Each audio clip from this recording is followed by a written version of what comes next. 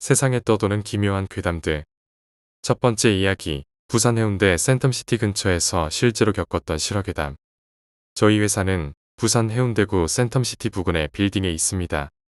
각 층마다 비상계단이 두 곳이고 각각 통하는 문이 따로 있지요. 비상계단으로 가려면 엄청 무거운 철문을 두 개를 밀고 나가야 하는데 화재 확산 방지를 위해 문과 문이 사이에는 2m 정도의 좁고 긴 공간이 있습니다. 그곳은 방음은 완벽해서 담배를 피면서 회사 상사 뒷담화를 하기에 정말 좋은 장소였습니다. 주로 이용하는 곳은 왼쪽 비상계단이었는데 저랑 동료들은 하루에 두세 번씩 이곳에 모여 담배를 피웠고 그날은 저랑 제 옆자리 A선배만 나와서 이야기를 나누고 있었습니다. 비상계단에는 센서등이 있어서 사람이 움직이면 불이 켜지고 가만히 서 있으면 불이 꺼지는 방식이라 보통은 담배 피러 들어가면 불이 켜지고 가만히 서서 피고 있으면 다시 꺼집니다. 그런데 담배 한 개를 다 피워갈 쯤에 꺼졌던 센서등이 갑자기 팟하고 켜지더니 미친 듯이 깜빡거리는 것이었습니다. 물론 그곳은 저랑 A선배밖에 없었지요. 저희는 너무 놀라서 서둘러 사무실로 돌아왔는데 사무실 사람들 말로는 그곳에서 열심히 이야기하고 있으면 가끔 알 수 없는 목소리가 응 그래 라고 맞장구 쳐주는 바람소리가 날 때가 있었다고 합니다.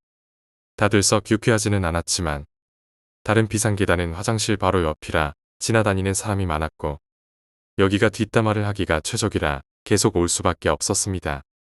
그리고 6월 말에 아침부터 비가 제법 오던 날이었는데 이 A선배가 출근하면서 엘리베이터를 탔지만 실수로 13층에서 잘못 내렸습니다.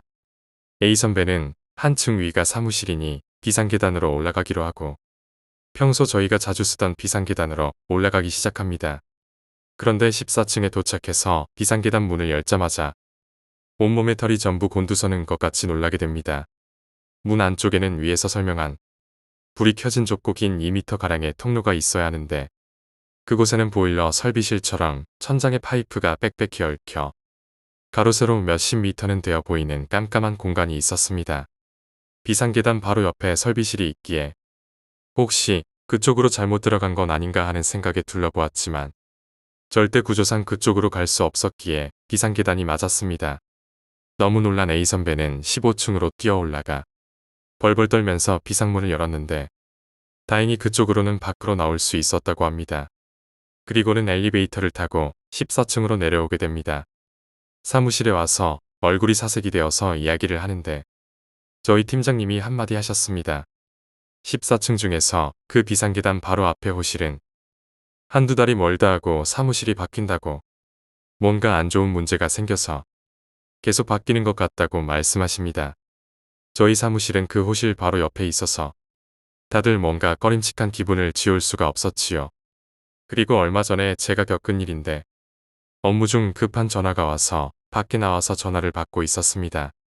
사무실 입구 근처에서 전화를 받고 있는데 누군가 나오려는데 잘 안 열리는지 문이 철컹철컹하고 흔들립니다. 사무실 문이 레버형이고 번호키를 쓰니까 그냥 손잡이만 아래로 내리면 문이 바로 열립니다. 왜 흔들지 싶었지만 급한 통화 중이었고 또 제가 나가는 걸 본 사람들이 있어서 그 사람들 중에 한 명이 문 밖에 제 통화 소리를 듣고 장난치는 건가 싶었습니다. 통화가 끝날 때까지 철컹거리기에 문 안쪽 사람을 놀래켜줄 생각으로 재빨리 문을 열고 들어갔습니다. 그런데 순간 머리털이 삐쭉 서더군요. 아무도 없었고 심지어는 중문까지 닫혀 있었습니다. 철컹거리던 게 사람이었다면 들어오는 동안 중문을 통해서 나간 후에 문을 닫고 착석할 수 있는 시간은 되지 않습니다.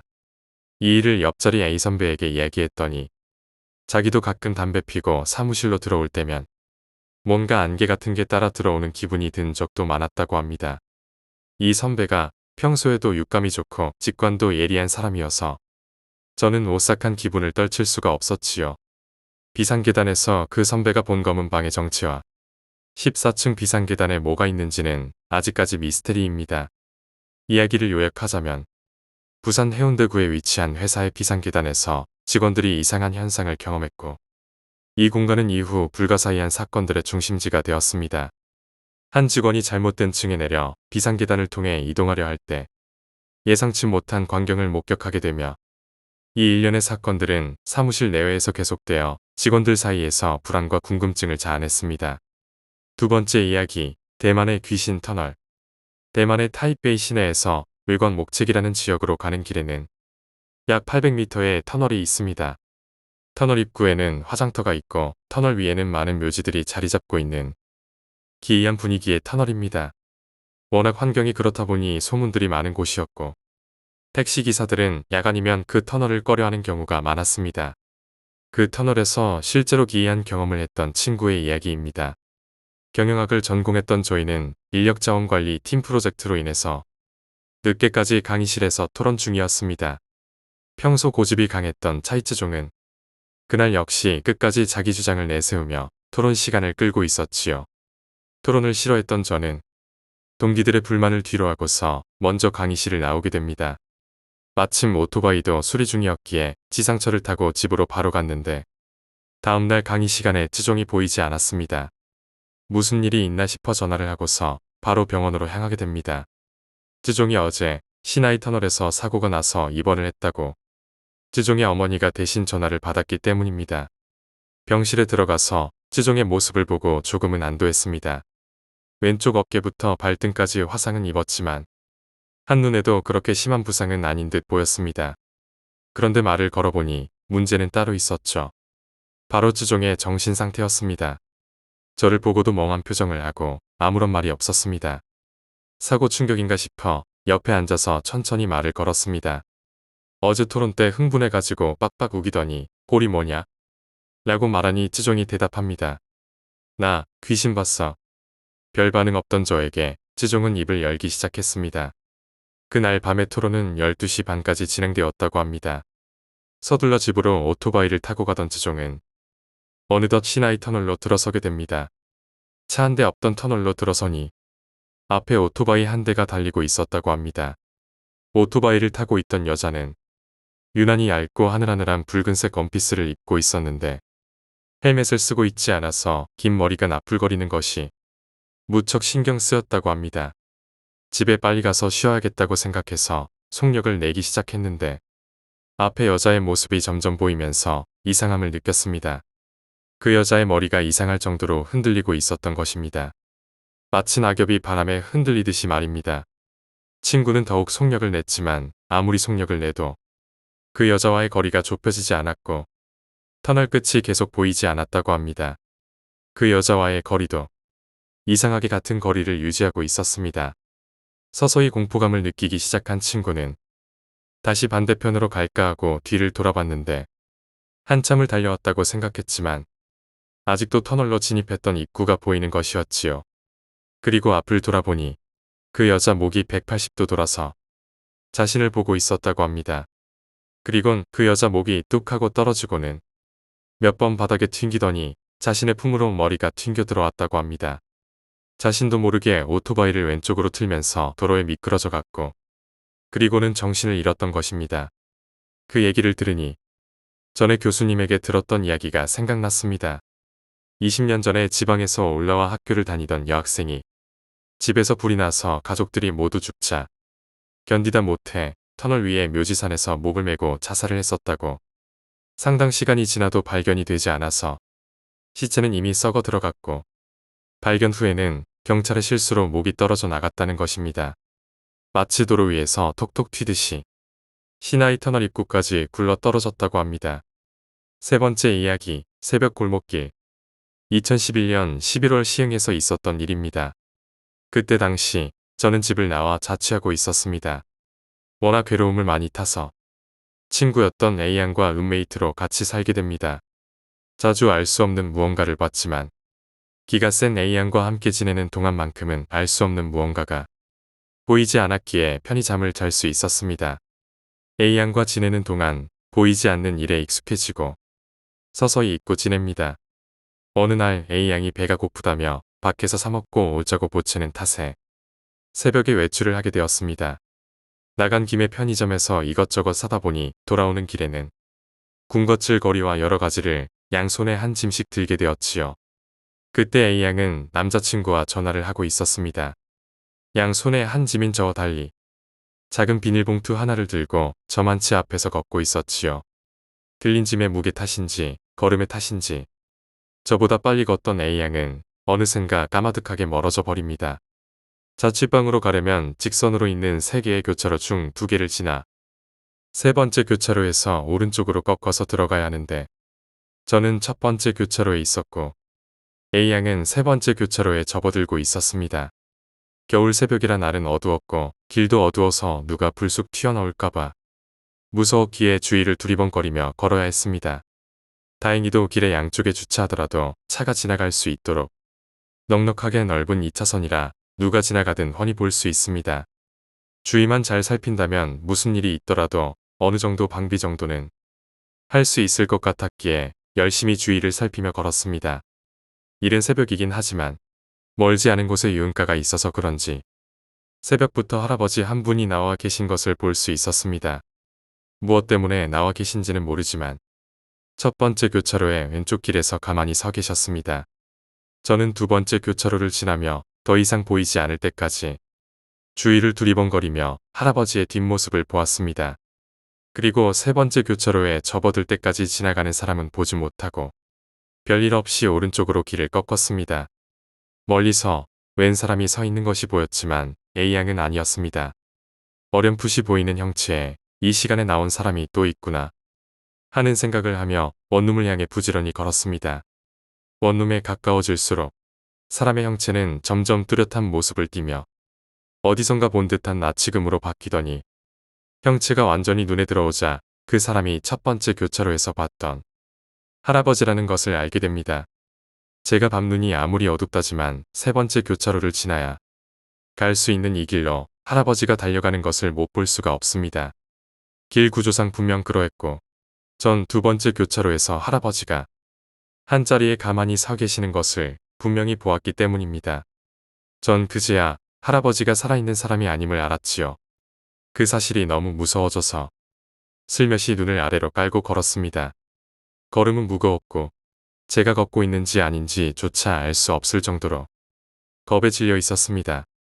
그러다 할아버지가 사라지셨는지 확인하고자 슬쩍 시선을 올렸는데 그때 그만 그 할아버지와 마주쳐버립니다.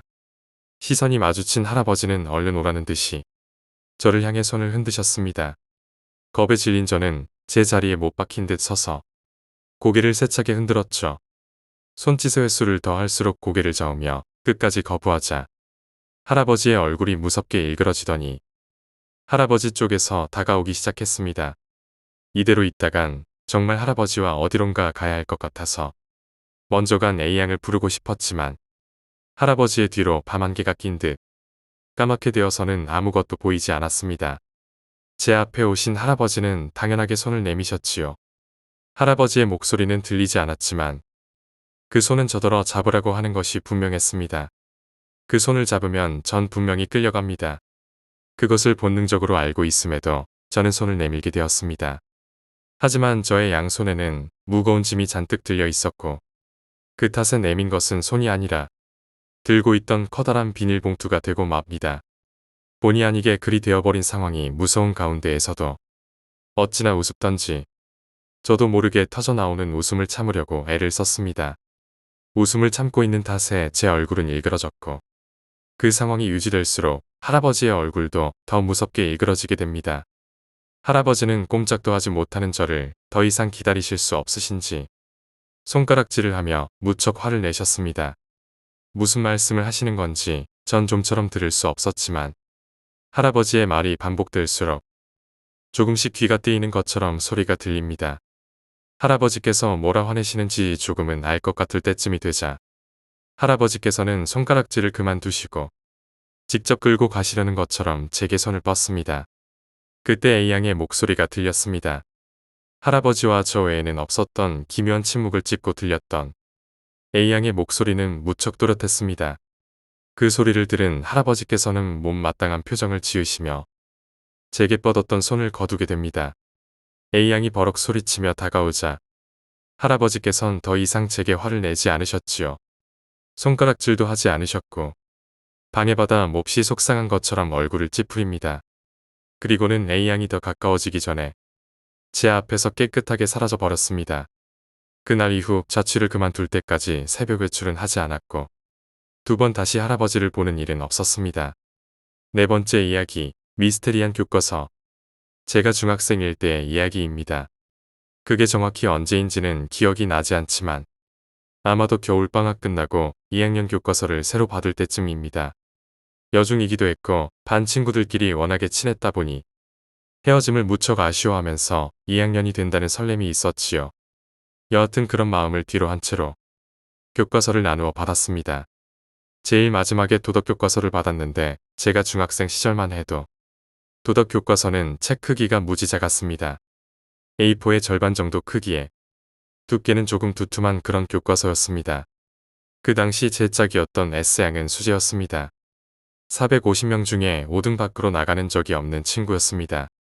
옆에서 제가 조잘되던 말든 그 친구는 마지막으로 받은 도덕 교과서를 호기심 어린 표정으로 살펴봅니다. 저한테 신경도 안 쓰고 책만 보는 친구를 따라 실없이 도덕 교과서를 펼쳐서 구경을 했습니다. 책 중간쯤에 공중도덕에 대한 내용이 있었는데 횡단보도에서 찍은 사진이 있습니다. 물론 그 당시 교과서는 웬만하면 다 흑백이었습니다. 그런데 문득 S양이 제 책을 들여다보면서 이거 이상해 라고 말합니다. 뭐지 하면서 S양의 책을 보게 됩니다. 그런데 제 책에는 그냥 길을 건너는 사람들과 건너편에 신호등만 보이는 사진인데 S양의 책에는 사진의 크기는 같은데 사진 안에 담긴 거리의 풍경이 조금 더 나와 있습니다. 제 책의 사진에는 존재하지 않았던 오른편의 신호등과 그 밑에 서 있는 한복을 입은 할머니가 있었는데 그 할머니에게는 그림자와 다리가 없었습니다. 전 순간 비명을 질렀고 자기 책이 이상하다는 것을 알게 되었던 S양은 울상이 됩니다. 제 비명 소리에 시끄럽던 교실은 한순간에 조용해졌고 40여 명이나 되는 아이들이 몽땅 제 자리로 몰려와서 책을 보았습니다. 담임 선생님은 잠시 당황하시더니 S양의 책을 다른 책으로 바꿔주십니다.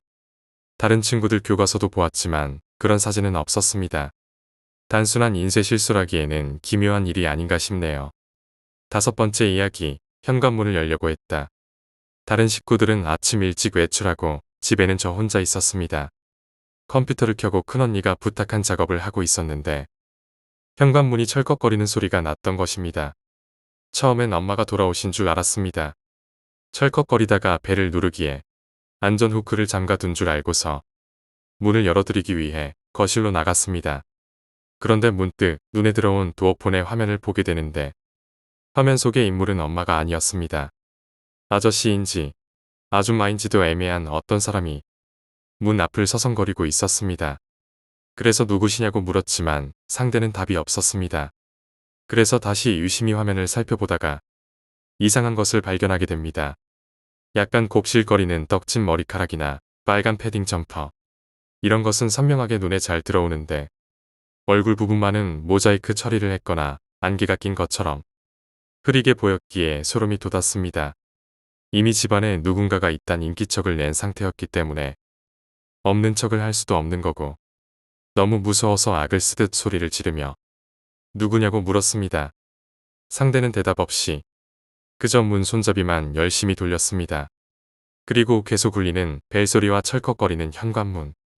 금방이라도 현관문을 열고 들어올 것만 같았습니다. 현관문으로 다가가 떨리는 손으로 문을 더 단단히 잠갔습니다. 그렇게 몇 분을 대치하다가 어느 순간부터 문을 여는 것을 포기했는지 그 사람이 문 옆에 있는 계단으로 가는 것이 보였습니다. 그러나 계단 쪽으로 가는 걸 봤을 뿐 확실히 내려간 걸 본 것도 아니라서 너무 불안했습니다. 그러다 문득 떠오른 사실이 있습니다. 저희 집 현관문은 문 손잡이가 오른쪽에 있고 문과 벨의 중간에 불투명 유리가 있어서 벨과 현관문 손잡이가 제법 떨어져 있습니다. 절대로 벨을 누르면서 손잡이를 열 수 없는 구조인 것입니다. 그런데 아까 도어폰에 그 사람이 비치고 있었을 때는 현관문 손잡이가 철컥거렸습니다. 방금 전까지 대치 중이던 것은 사람이 아닌 그 무엇이거나 혹은 2명 이상의 사람이었다라는 것입니다. 저 때 일을 생각하면 아직도 팔이 미세하게 떨릴 정도로 무섭습니다. 여러분도 집에 혼자 있을 때는 꼭 문단속에 신경 쓰시기 바랍니다. 여섯 번째 이야기, 저주. 며칠 전 점심때 아는 지인들과 나누던 이야기가 생각납니다. 한 지인의 여중생 딸이 학교에서 괴롭힘을 당했다고 합니다. 그들 부부는 맞벌이를 하는 직장인들이라 그런 딸을 세심히 보살피지 못했지요. 그러던 어느 날 그 지인 아내가 말하기를 딸이 방에서 계속 무엇인가 중얼대며 펜으로 노트를 푹푹 그어대더랍니다. 너무 놀라서 황급히 딸에게 다가가 보니 그 노트에는 조잡하게 그려진 사람들의 모습이 있었고 그 딸이 그림들의 사람들을 그어대면서 죽어, 죽어라고 주문처럼 중얼거렸다고 합니다. 후에 알게 된 것인데 그림 속의 사람들은 같은 반에 자신을 괴롭히는 친구들을 그린 것입니다. 이것은 괴롭힘을 당한 그 딸 스스로가 가해자들의 보복을 하기 위해 만들어내었던 주술이라 할 수 있지요. 이처럼 인간들은 보복을 하거나 사람에게 해를 입히기 위해 선사시대부터 주술을 사용해 왔습니다. 그리고 이런 주술은 크게 두 가지로 나눌 수 있는데 그것들은 사술과 요술이라고 합니다. 흔히 요술은 작은 마법술처럼 여겨지지만 실제로는 사술보다 더 사악한 술법이 요술입니다. 사술은 개인을 목적으로 하는 주술인데 반해서 요술은 집단이나 단체 전부를 상대로 하는 주술입니다. 보통 이런 주술을 부리는 자들을 주술자 또는 주술사라 부르는데 그처럼 사술사와 요술사로 불리어집니다. 예를 들어서 어떤 가족이나 또는 마을, 심지어 회사나 기업 등을 목표로 주술을 행사하는 것이 요술인 것입니다. 그런데 이렇게 사악한 주술인 요술을 앙증맞은 마법처럼 여기는 것은 요술쟁이 등으로 귀엽게 표현한 미디어들이 있었기 때문으로 보입니다. 그래서 그 대표적 주술 술법들을 보자면 첫 번째는 저주, 사술입니다. 저주 상대자의 머리카락, 손톱, 피 등을 가져다가 주술자의 분뇨로 더럽힙니다. 그리고 칼이나 못 등에 묻혀 갖다 두면 상대는 그것에 닿아서 저주를 받게 됩니다. 이는 가장 일반적 주술 방법으로 저주라는 단어가 일반 명사처럼 사용되었습니다. 두 번째는 무피촉, 피할 수 없는 화살입니다. 죽은 시체에 뼈로 화살을 만들고 머리카락, 옷자락, 새깃털, 곤충 날개 등을 붙입니다. 새깃털 중에는 까마귀를 주로 사용합니다. 그것은 까마귀가 저승 안내자로 알려졌기 때문이죠. 그 화살은 어떤 상황에도 상대에게 명중해서 생명을 빼앗아 간다고 합니다. 세 번째는 사령, 요술입니다. 이는 죽은 사령을 불러내거나 바쳐진 재물의 영을 불러내서 저주하고자 하는 집단이나 마을의 주술을 걸게 합니다.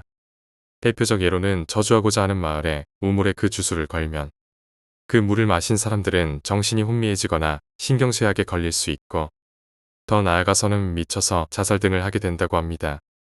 이 이야기들은 대표적인 것들이며 그 외에 많은 주술 방법들이 있습니다. 특히 흔히 알려져 있는 지푸라기나 진흙 인형 주술 역시 이런 주술의 하나라 할 수 있겠죠. 이러한 상대에 해를 입히는 주술은 현대에 들어와서는 많이 사라졌지만 아직도 일부 지역들에서 남아 있습니다. 현대에는 미국이나 일본에서도 유사한 사례를 발견할 수 있습니다. 어쩌면 지금도 간혹 국내 요지에 발견되는 일제시대의 말뚝 역시 이런 주술 중에 하나라고 할 수 있을 것입니다. 일곱 번째 이야기, 망상. 저는 12살 때부터 심야 라디오 프로그램에 빠져서 거의 중독자처럼 라디오를 좋아했습니다. 중학생이 되어서는 거의 하루 종일 라디오를 틀고 살 때도 있었지요. 그런데 그 시기에 떠도는 괴담 중에 하나가 새벽에 라디오를 틀고 자면 라디오에서 악마의 소리나 귀신의 소리가 나온다는 것이었습니다. 늘 라디오를 들었고 잘 때도 틀어놓고 자는 저는 약간 무섭지만 그렇다고 라디오를 포기할 수는 없었죠. 어느 날 몸이 아팠는데 감기처럼 기침이 나거나 열이 나는 것도 아니었고 특별히 아픈 곳은 없는데 이상하게 온몸에 열이 느껴지고 무기력해져서 낮부터 잠을 자고 있었습니다. 물론 그 시간에도 라디오는 틀고 있었죠. 그렇게 한참을 자고 일어났는데 아까부터 있었던 이상한 열이 강렬해지면서 온몸에 전기가 흐르는 듯이 소름이 돋습니다.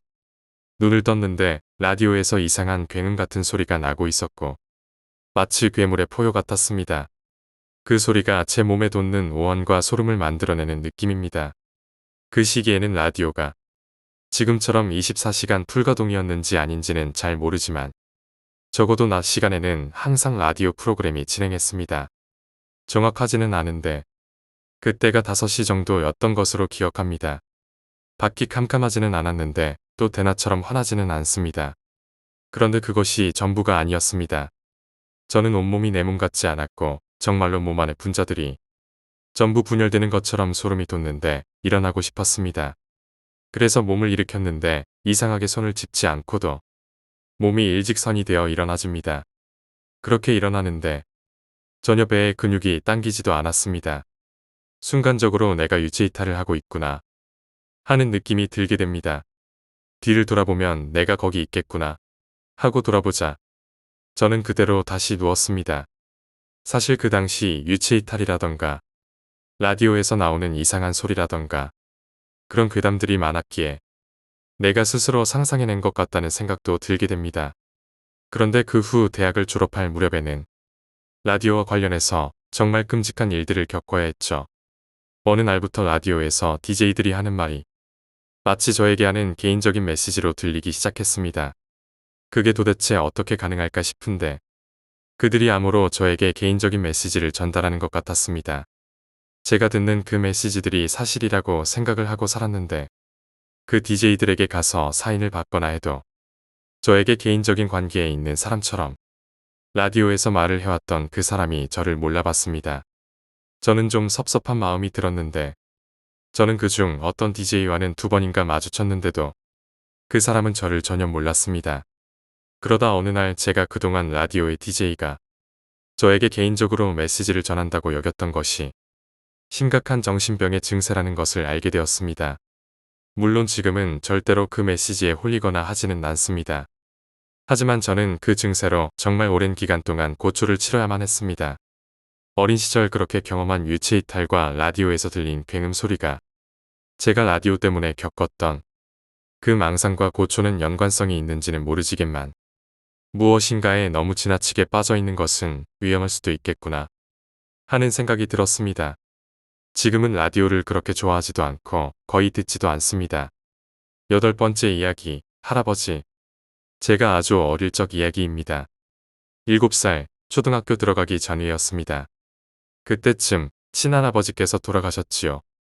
저는 그때 너무 어렸기에 장례가 끝나고 할아버지를 묻는 산에는 데려가지 않았습니다. 며칠이 지났는지는 자세히 기억할 수 없지만 어린 나이에 저만의 방을 가지게 되었습니다. 그 방은 저희 할아버지가 쓰시던 방이었죠. 그 방은 문이 2개가 있는데 하나는 밖과 연결되어 있으며 다른 하나는 부엌과 바로 연결되어 있습니다. 부엌엔 창문이 없었기에 불을 끄면 칠흑같이 어두워지는 터라 밤마다 무서워했던 기억이 있습니다. 제 방에서 처음으로 자게 되었던 날이었습니다. 한참을 자고 있었는데 희미한 목소리가 들려옵니다. 저를 부르는 목소리가 있었습니다. 그리고 그 목소리는 어두운 부엌에서 들려오는 것입니다. 엄마의 목소리였는데 엄마가 뭘 해주시려나 보다 하고 일어났습니다. 그런데 엄마는 가까이 있지도 않은 채로 저 멀리서 손짓만 하면서 제 이름을 불렀습니다. 이상했습니다. 평소 엄마라면 절 부르다가 저한테 오셨을 텐데 계속 저를 부르고만 계셨으니 말입니다. 그래서 저는 엄마를 불렀는데 대답 없이 역시 손짓만 합니다. 미묘한 기분이었지만 엄마니까 당연히 이불 속에서 나가려고 했지만 등 뒤에서 누군가가 말했습니다. 저 사람 따라가면 안 돼. 엄마 아니야. 낮은 남자 목소리가 등 뒤에서 들렸습니다. 깜짝 놀라 뒤를 돌아보았지만 아무도 없습니다. 문득 무서움이 잔뜩 밀려온 저는 냅다 밖으로 통하는 문을 열고 밖으로 뛰쳐나가게 됩니다. 밖에 있던 세숫대야에 엎어져서 차가운 물을 잔뜩 뒤집어 쓴 채로 울면서 안방에 계시는 아빠한테 갑니다. 이게 웬일인지 엄마는 아빠와 함께 침대에서 주무시고 계셨지요. 엄마를 흔들어 깨우자 눈을 비비며 일어나셨습니다. 저를 보며 왜 왔냐고 물었기에 저는 덜덜 떠는 채로 부엌에 누가 있다고 무서워 죽겠다고 말했습니다. 그리고 엄마는 부엌으로 가서 문을 열고 불을 켰습니다. 엄마와 닮은 형체가 있던 그 자리에는 물웅덩이가 있습니다. 엄마는 설거지를 하고 항상 물기를 닦기 때문에 부엌에 물기가 있을 리가 없었습니다.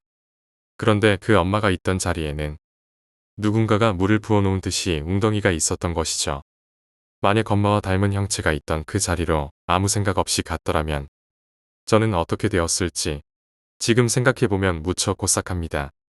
저에게 엄마가 아니니까 가지 말라고 말했던 그 사람은 아마도 할아버지가 아닐까 생각이 됩니다. 장례가 끝났지만 할아버지 방에는 아직 할아버지가 계셨던 것이 아닐까 싶습니다. 제가 하나뿐인 친손자라서 아기 때부터 무척 예뻐하셨고 식사를 하시고 나면 저를 데리고 바깥바람 쐬어주러 다니시는 것이 유일한 즐거움이셨다고 합니다. 항상 할아버지께 너무 감사드리고 있습니다. 9번째 이야기, 귀신 보는 강아지. 전 강아지를 비롯해서 모든 동물들을 좋아합니다.